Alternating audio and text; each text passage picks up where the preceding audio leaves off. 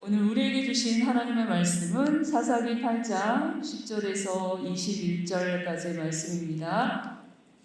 이때 세바와 살문나가 갈골에 있는데 동방 사람의 모든 군대 중에 칼든 자 12만 명이 죽었고 그 남은 15,000명가량은 그들을 따라와서 거기에 있더라. 적군이 안심하고 있는 중에 기드온이 누바와 욕부와 동쪽 장막에 거주하는 자의 길로 올라가서 그 적진을 치니 세바와 살문나가 도망하는지라 기드온이 그들의 길을 추격하여 미디안의 두 왕 세바와 살문나를 사로잡고 그 온 진영을 격파하니라. 요아스의 아들 기드온이 헬스기탈 전장에서 돌아오다가 숫곳 사람 중 한 소년을 잡아 그를 신문하매 그가 숫곳의 방백들과 장로들 77명을 그에게 적어준지라. 기드온이 숫곳 사람들에게 이르러 말하되 너희가 전에 나를 희롱하여 이르기를 세바와 살문나의 손이 지금 내 손 안에 있다는 거냐.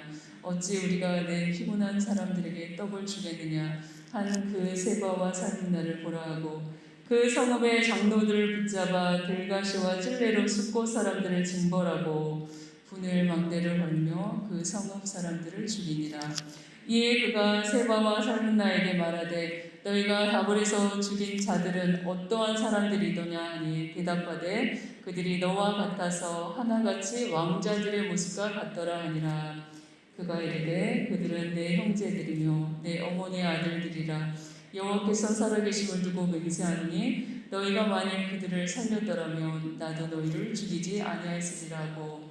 그의 맏아들 여덟에게 이르러 이르되 일어나 그들을 죽이라 하였으나 그 소년이 그의 칼을 빼지 못하였으니 이는 아직 어려서 두려워함이었더라. 같이 읽겠습니다. 세바와 살문나가 이르되 내가 일어나 우리를 치라 사람이 어떠하며 그의 힘도 그러하니라 하니 기드온이 일어나 세바와 살문나를 죽이고 그들의 낙타목에 있던 초승달 장식들을 떼어서 가지니라.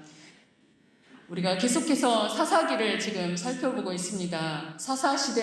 사사시대를 성경 저자는 뭐라고 평가하십니까? 한마디로 각자 소견에 옳은 대로 살았다라고 평가합니다. 바로 하나님의 백성이 하나님의 말씀이 기준이 아니라 세상의 풍조에 요동하며 자기 마음대로 살았다라는 평가입니다. 오늘 말씀에 등장하는 사사 기드온도 사사기의 5번째 언급되는 그런 사사로 하나님의 부르심을 받았을 때는 그가 굉장히 약하고 초라하고 자기 정체성이 아무것도 영도 안 되는 그런 존재였습니다.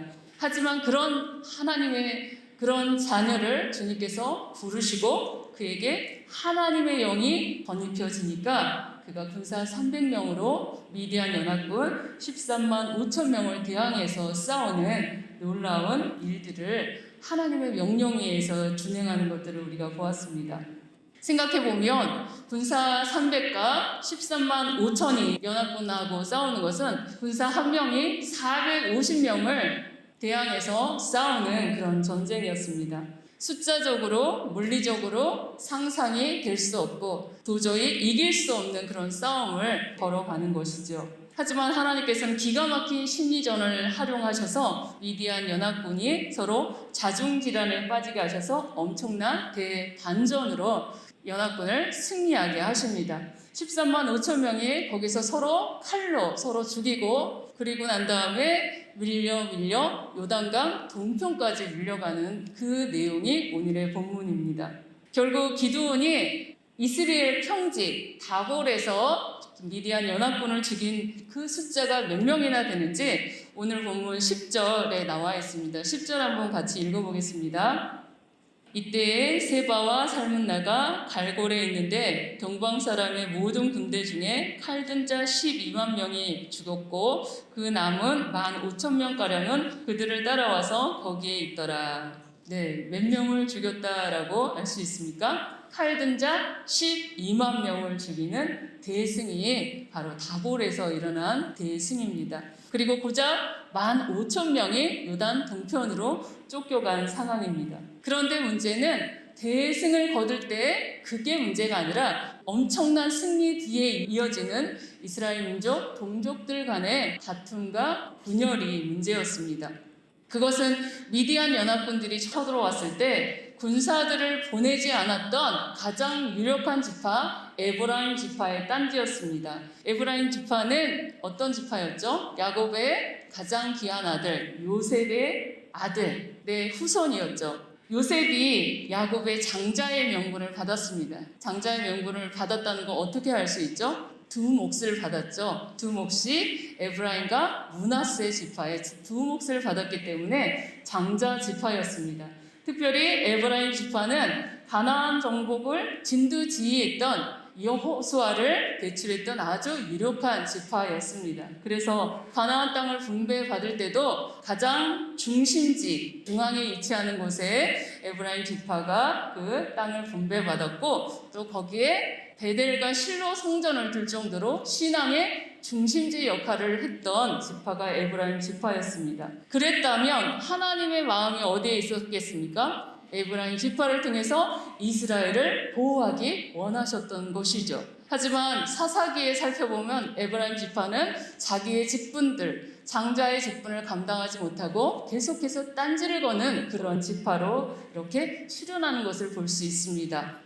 바로 이스라엘이 고통을 당할 때 앞장서서 구원자 역할을 해야 하는데 한 발 뒤로 뺐다가 므낫세 지파 기드온이 대승을 거두고 나니까 그때서야 등장해서 왜 전쟁에 우리를 부르지 않았냐라고 딴지를 거는 것이었습니다. 그때 기드온이 어떻게 대처합니까? 유력한 에브라임 지파를 향해서는 내가 미디안 연합군과 싸운 일이 너희가 한 것에 비교되겠느냐 하면서 아주 꿀 떨어지는 말로 에브라임의 끝물 포도가 아비에셀의 만물 포도보다 낫지 아니하냐라고 이렇게 유력한 에브라임 지파에게는 사탕발림의 말을 하면서 그들의 시기 질투를 달래는 모습을 볼 수 있었습니다. 그러나 오늘 본문에 살펴보면 요단 동편에 거주했던 이스라엘 사람들에게는 아주 다르게 행동하는 기드온의 모습을 볼 수 있습니다. 그것은 미디안 연합군의 15,000명이 그 미디안의 왕 세바와 살문나를 따라서 도망가서 요단 동편 갈골에 있었기 때문에 기드온은 그들을 추격하게 됩니다. 그 추격 과정에서 우리 어제 살펴봤던 것처럼 굶주린 병사에게 먹을 식량을 구하기 위해서 기드온이 숫꽃, 그 요단 동편의 숫꽃 사람들과 분이엘 사람에게 먹을 것을 이렇게 요청했지만 단호히 그들에게 거절당했지요. 왜 거절당했지요? 그들은 계속해서 7년 동안이나 미디안에 그 고통을 당했기 때문에 행여 기드온을 도왔다가 후에 전세가 역전되면 미디안의 보복을 당할 것이 두려웠기 때문에 그것을 거절합니다. 이때 기드온은 유력한 에브라임 지파에게 대처했던 모습하고는 사뭇 다르게 행동하지요. 우리 16절, 17절 같이 한번 읽어봅시다. 그 성읍의 장로들을 붙잡아 들가시와 찔레로 숫곳 사람들을 징벌하고 분열 망대를 헐며 그 성읍 사람들을 죽이니라.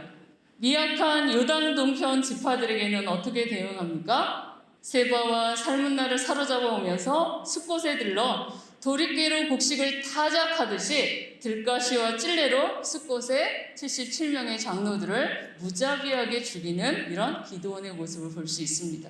여타 다른 왕들, 이방 왕들처럼 똑같이 강자에게는 약하고 약자에게는 강한 모습을 보이는 이런 기드온의 모습입니다. 바로 유력한 에브라임 지파에게는 비굴하고 약자인 요단 동편 지파들에게는 갑질을 하며 보복하는 잔인한 리더의 모습이 보이는 거죠.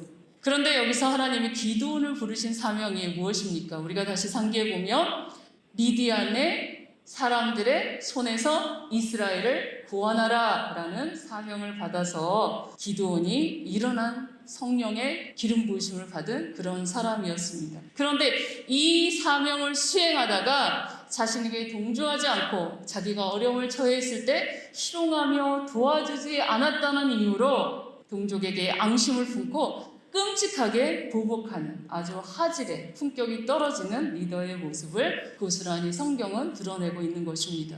하나님의 명령은 미디안 사람들의 손에서 이스라엘을 구원하라 라는 것이었지 동족 이스라엘을 처단하라 라는 명령은 없었습니다. 그런데도 사명을 수행하다가 빚어진 이런 일들에 대해서 앙심을 품고 숫곳의 지도자들을 77명이나 죽였을 뿐만 아니라 17절에 보면 분우엘은 숫곳보다도 더 심하게 망대를 허물어버리고 그 성읍 사람들을 모조리 학살하는 모습을 볼 수 있습니다.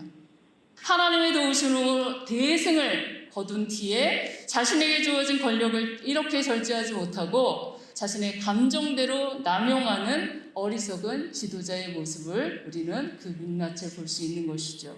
이러한 기드온의 모습을 보면서 저와 여러분은 어떠신지요?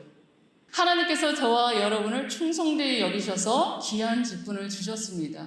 어떤 분은 목사로, 어떤 사람은 전도사로, 또 어떤 사람은 장로로, 또 권사로, 집사로, 성도로, 천사도 흠모할 아주 고귀한 직분을 우리에게 주셨습니다. 왜 이런 직분을 주시고 우리를 부르셨을까요? 네, 맞습니다. 천하보다도 귀한 내 백성, 내 자녀 찾아가서 영혼 구원하라고 이런 귀한 고귀한 직분을 주시고 우리를 부르시고 이렇게 세워주셨습니다. 그런데 그 부르신 자의 명령을 받들어 사명을 감당하다가 당하는 고난, 예를 들면 동역자들의 비협조, 전도하다 당하는 거절감, 무시, 비난, 냉소, 또 자신을 돌아보면 가난한 사역자의 삶의 이 초라함 등등 수많은 일들이 영혼 구원하는 이 사명을 감당하다가 필연적으로 일어난 일들입니다. 그런 일들이 일어날 때마다 기드온처럼 그때마다 그 일들을 마음에 품고 차곡차곡 상처로 남아 앙심을 품는다면 우리의 사역은 사람을 살리는 사역이 아니라 사람을 죽이는 사역. 그래서 내 주변의 모든 사람을 네 편, 내 편으로 평가하고 잘했니, 못했니 따지고 죽이는 그런 사역자가 되어 결국 스스로 자멸할 뿐만 아니라 공동체 전체를 허무는 사람이 되는 것입니다. 그렇기 때문에 저와 여러분은 영혼 구원하는 그 주님이 부르시는 그 사명에만 초점을 맞춰야지 그 일을 감당하다가 벌어지는 억울하고 비난받을 때 생기는 그 악한 감정들, 그런 모든 감정들은 어떻게 해야 됩니까? 주님 앞에 올려드리고 그때마다 우리의 심령을 소재해야 할 것입니다.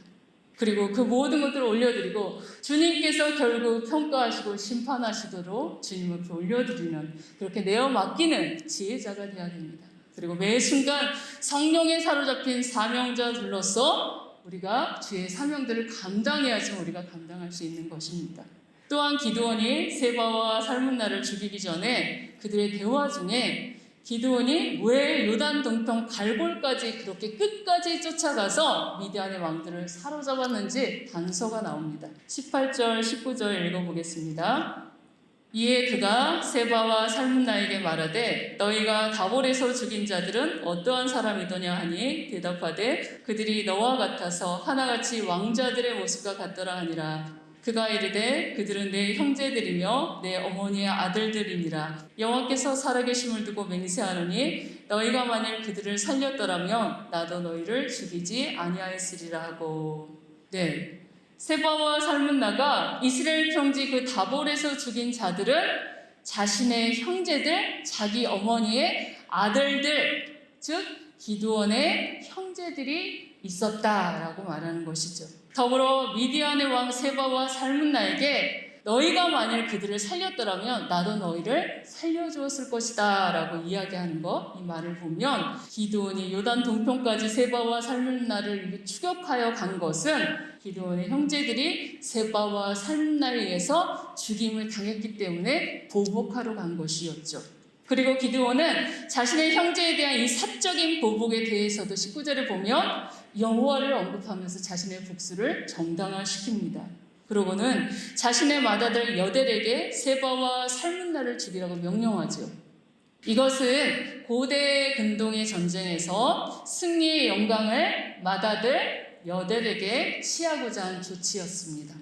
마치 왕이 후계자를 염두하고 전쟁의 영광을 그 자녀에게 돌리는 그런 행동처럼 기드온이 행동하고 있는 것이죠.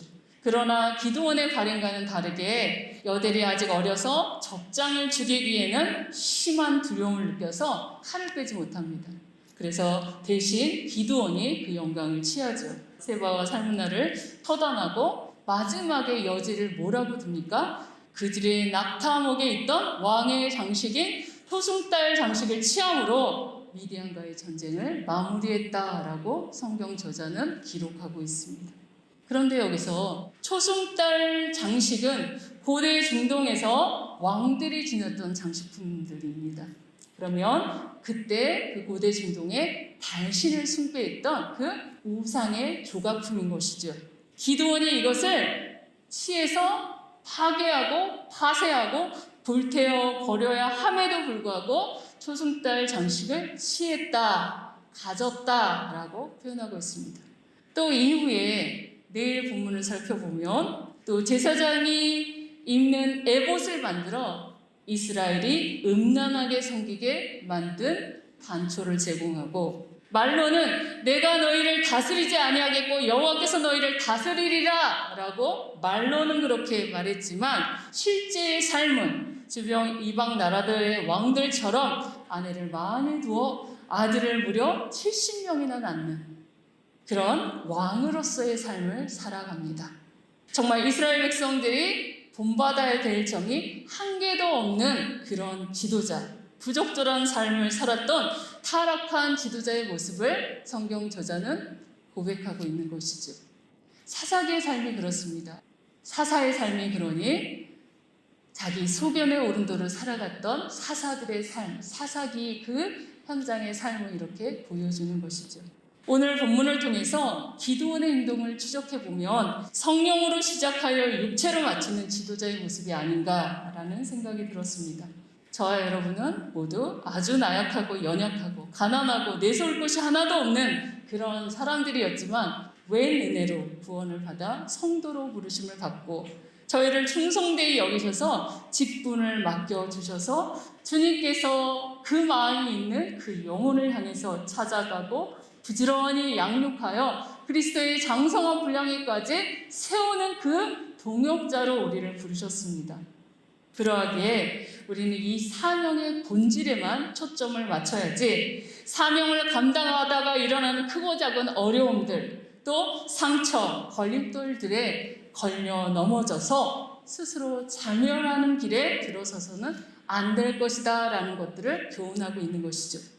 또한 하나님께서 사명자들에게 주시는 지위와 힘을 악용하여 자신의 쾌락과 안위를 위해 그 힘을 남용하는 어리석은 자들이 되지 않아야 할 것을 이 본문은 경고하고 있는 것입니다. 우리의 싸움은 혈과 육을 상대하는 것이 아니요 악한 영들을 대적하여 어두운 가운데 있는 자들을 구원하여 주님께로 이끄는 영적 전투의 최전방에 놓여져 있습니다. 그러하게 우리의 대적 사탄은 끊임없이 우리를 올무를 놓아 우리가 걸려 넘어지도록 방해하고 있습니다.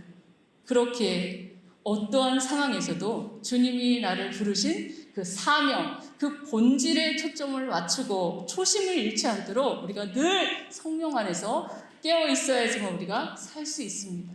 그래야만 때가 악한 이 시대에 주님이 우리를 부르신 그 목적에 합당하도록 우리가 주님 쓰시기에 합당한 그 사명자로 살아갈 수 있기 때문에 그렇습니다. 저와 여러분, 성령으로 시작하여 육체로 마치겠습니까? 아니면 성령으로 시작하여 성령으로 결산하겠습니까? 오늘 주님께서 묻고 계십니다.